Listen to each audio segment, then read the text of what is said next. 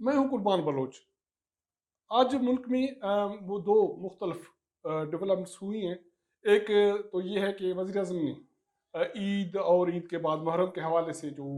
Corona सूरत हाल के हवाले से एसओपीज़ की एक पॉलिसी दे दी है। और दूसरी चीज़ ये है, अहम चीज़ ये है कि सिंध में जो केपीके का अफसर था ज़िया रहमान, उसको मुकर्रर कर दिया गया था और सिंध को हुकूमत ने उसको कराची सेंट्रल में डीसी लगाया था। और उसके हवाले से सोशल मीडिया पे सिंध हुकूमत पे बड़ी तनकीद हुई थी। सिंध हुकूमत तो कुछ न कर सकी, उन्होंने तो, लेकिन वफाकी हुकूमत ने उस ज़िया रहमान साहब की जो खिदमात हैं वापस से केपी के हुकूमत के हवाले कर दी, क्योंकि वो केपी के हुकूमत का ही मुलाजिम था। तो इस हवाले से हम बात करेंगे कि सिंध हुकूमत की क्या मजबूरियाँ हैं और वज़ीर आज़म ने जो पॉलिसी आज बयान दिया है कोरोना के हवाले से, ईद और ईद के बाद मुहर्रम के हवाले से, तो उस पे भी उसका भी हम जायज़ा लेंगे कि उसके क्या असरात पड़ेंगे। जिन दोस्तों ने हमारा चैनल सब्सक्राइब नहीं किया, इसको सब्सक्राइब करें, वॉच करें और अपने दोस्तों के साथ शेयर करने के साथ साथ हमें फीडबैक ज़रूर दें। तो हम बात कर रहे थे वज़ीर अज़म की कोरोना एसओपीज़ के हवाले से कि ईद पे और ईद के बाद मुहर्रम हराम पे तो जो कोरोना से बचाव के हवाले से क्या एसओपीज़ होंगी, तो वो वही सूरत हाल है कि वज़ीर अज़म ने या हम मैं ये कहूँ कि हुकूमत ने, जिसमें वफाकी हुकूमत और सूबाई हुकूमतें शामिल हैं, उन्होंने कोरोना के तहफ़्फ़ुज़ के हवाले से बाल एक मरतबा फिर अवाम के कोर्ट में फेंक दिया। वज़ीर अज़म का ये कहना है कि उसने एक तो ये है कि कोरोना की सूरत हाल पे रोशनी डाली कि क्या हुआ, क्या नहीं हुआ। और उसके बाद उसने का ये कहना था कि जो कोरोना की जो पाकिस्तान में सूरत हाल है, वो ऐसे समझे कि खुदा की तरफ से एक अवाम पे और लोगों पे एक रहम किया गया, जिसको मेंटेन रखने के लिए ज़रूरी है कि लोग कोरोना के हवाले से जो हिफाजती तदाबीर हैं, उसको जारी रखें। वज़ीर अज़म का ये कहना था कि ईद पे जो पिछले ईद पे जब एहतियात नहीं की गई तो कोरोना के केसेस बढ़े और उसकी वजह से लोगों को मुश्किलात उठानी पड़ी और हमें मार्केट बंद बंद बंद करना पड़े और इकानमी मुतासर हुई। तो इसलिए ज़रूरी है कि इस ईद पे कोरोना के हवाले से एहतियाती तदाबीर ले लिए जाएँ, ख़ास करके जो बाज़ारों में या जो मवेशी मंडियाँ हैं, वहाँ पे अगर ख़रीदारी करने कोई जाए तो वो मास्क पहनना वहाँ ज़रूरी हो और उसको एहतियात ज़रूर करना चाहिए। और वज़ीर अज़म का ये कहना था कि ऑनलाइन जो कुर्बानी है उसको उन्होंने इनकरेज करने की बात की है। तो ये यकीनी तौर पे हम भी ये समझते थे कि लॉकडाउन सख्त होना चाहिए और अगर शायद पिछली ईद तक ये सूरत हाल होती तो अभी तक पाकिस्तान तकरीबन कोरोना पे कंट्रोल कर चुका होता। लेकिन हुकूमत ने जब ये चीज़ें लोगों पे छोड़ दी और लोगों ने पिछली ईद पे जब जो गैर ज़रूरी बाज़ारों में रश किया, जिसकी वजह से कोरोना के केसेस बढ़े और अमवात भी बढ़े। तो इस वक्त भी हमारे जो मुल्क में कोरोना के केसेस कोई तकरीबन पौने 3 लाख लोग मुतासर हुए हैं और रिकवर भी हुए हैं और जो फौतगियाँ हुई हैं वो 5,000 से ज़्यादा हैं। तो ज़रूरी है कि अगर हुकूमत कुछ नहीं कर रही, क्योंकि यकीनी तौर पे ये बात काबिल समझ है कि ये मुल्क जिसमें जहाँ हम ये रहते हैं, ये मुआशी तौर पे ये अभी सस्टेन नहीं कर सकता कि यहाँ लॉकडाउन हो और मईशत बंद की जाए, मार्केटें बंद की जाए। तो हुकूमत ने मजबूरी में ये किया और ये मजबूरी अभी भी बरकरार है। तो ज़रूरी ये है कि लोगों को अब एहतियात करना चाहिए कि इस ईद पे लोग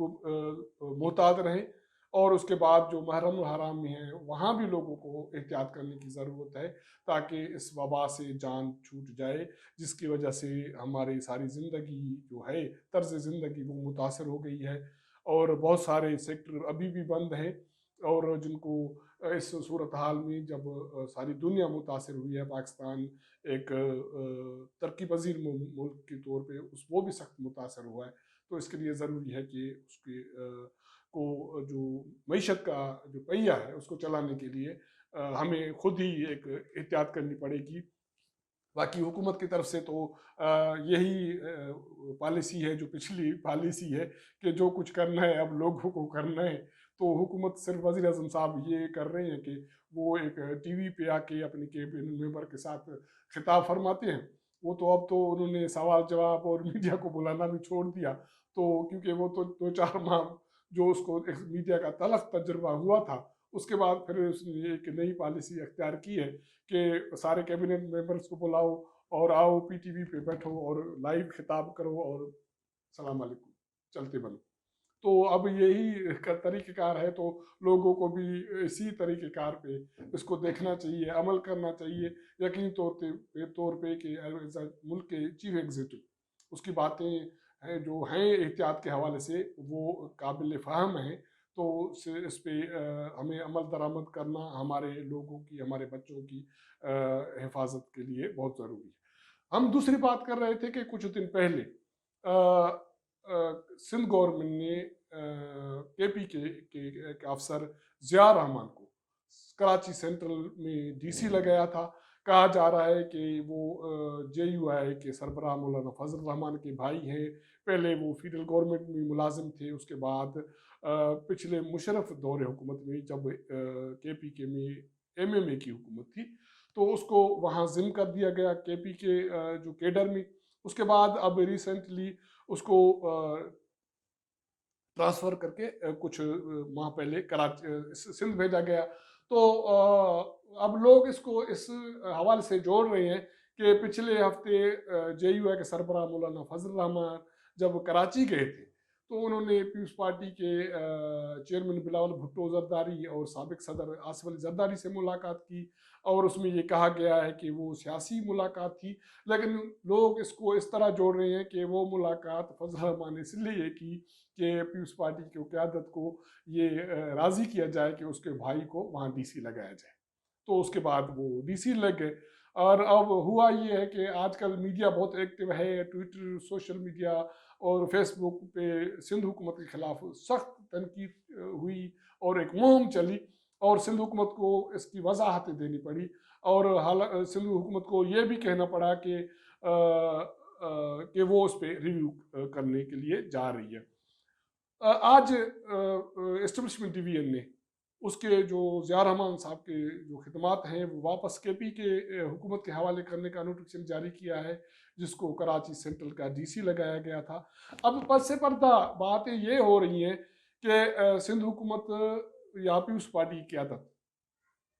اگر یہ مولانا فضل الرحمان کی پیپلز پارٹی کی قیادت سے ملاقات کی روشنی میں یہ مقرری تھی، تو مولانا فضل الرحمان کو ناراض کرنا پیپلز پارٹی کے لیے کوئی اچھا شگون نہیں ہے. تو کہا یہ جا رہا ہے کہ پیپلز پارٹی حکومت نے وفاقی حکومت کو یہ منت سماجت کی کہ اب یہ صورتحال ہمارے گلے پڑ گئی ہے، ہم نے اس کو مقرر تو کیا، اب کیسے خود ہی اس کو واپس کیسے کریں.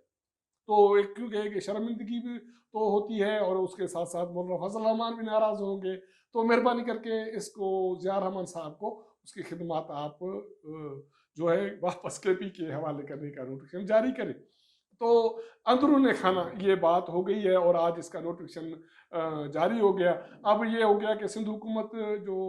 وہ شرمندگی سے بھی بچ گئی، مولانا فضل الرحمان کی ناراضگی سے بچ گئی، اور وفاقی حکومت نے اس کی جو خدمات ہیں واپس کے پی کے حکومت کے حوالے کر دیے. اب وہ یہ پوسٹ ایک مرتبہ پھر ڈی سی سینٹرل کی خالی ہو جائے گی، کیونکہ کہا یہ جا رہا ہے کہ اس کی مقرری کے حوالے کے بعد سندھ کے جو بیوروکریسی میں ایک بے چینی بھی تھی، ایک پریشانی بھی تھی کہ ایک اور صوبے کے کیڈر ملازم کو ایک اہم پوسٹ دے دی گئی ہے سندھ میں. تو اس حوالے سے پھر اب صوبائی حکومت نے تو خاموشی اختیار کر لی تھی، لیکن سوشل میڈیا نے اس معاملے کو اچھالا اور منظر پہ لے آئی، اور اس کے بعد وفاقی حکومت نے یہ اقدامات اٹھائے. تو اس کا مطلب یہ ہے کہ جو ایک تاثر ہے کہ اپوزیشن جماعتی پاکستان تحریک انصاف، فیڈرل گورنمنٹ، یہ کافی حد تک بہت ساری ایشوز پہ ملی جلی چل رہی ہیں، اور یہی وجہ ہے کہ اب جو بھی معاملات ہیں اس پہ جو اپوزیشن کی جماعتیں وہ وفاقی حکومت کے خلاف کھل کے کہیں کسی میدان میں نہیں آ رہی ہیں. हालांकि ये कहा जा रहा है बिलावल भुट्टो जरदारी से मुस्लिम लीग नून की क़यादत की मुलाकात हुई, शहबाज शरीफ की बात हुई, एपीसी की बातें हो रही हैं ईद के बाद, लेकिन अभी तक वफाकी दारुल हुकूमत में हमारे मीडिया के जो एक एम्बिट है उसमें ये तासुर है कि जो मौजूदा अपोजिशन है इतनी सुस्त और उसको ये कहा जा सकता है कि वो बिल्कुल इनएक्टिव है, कि उस पर कोई भरोसा नहीं है कि वो कोई लोगों के लिए कोई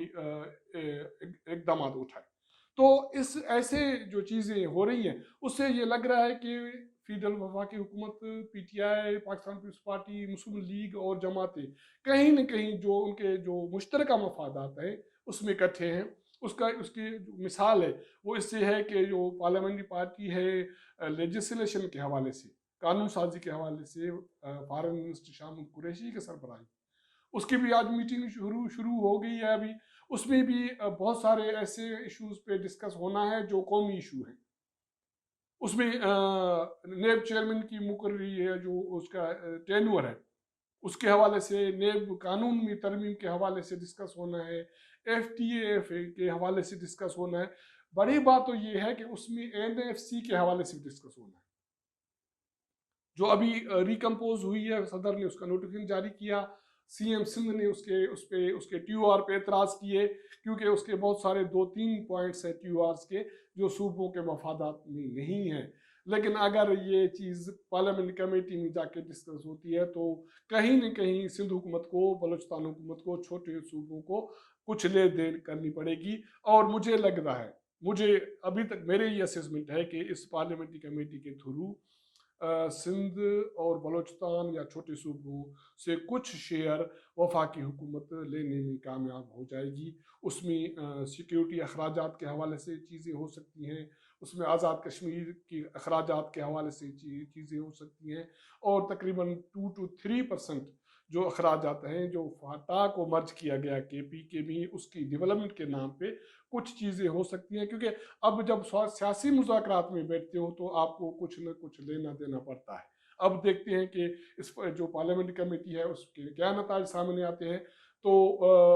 अब सियासी अपोजिशन की जमातें एक तरफ तो बात करती हैं हुकूमत को हटाने की और उसके साथ महाज आ रही की, दूसरी तरफ वो सियासी तौर पे उन चीज़ों पे उसके साथ बैठ रही हैं जिस पे उनके उससे झगड़ा है। तो उसके नताज क्या होते हैं, जैसे चीज़ें अपडेट होंगी तो हमको आपको आगाह करेंगे। तो मुलाकात होगी अगले प्रोग्राम में, तब तक इजाज़त दीजिएगा। अल्लाह हाफ़िज़।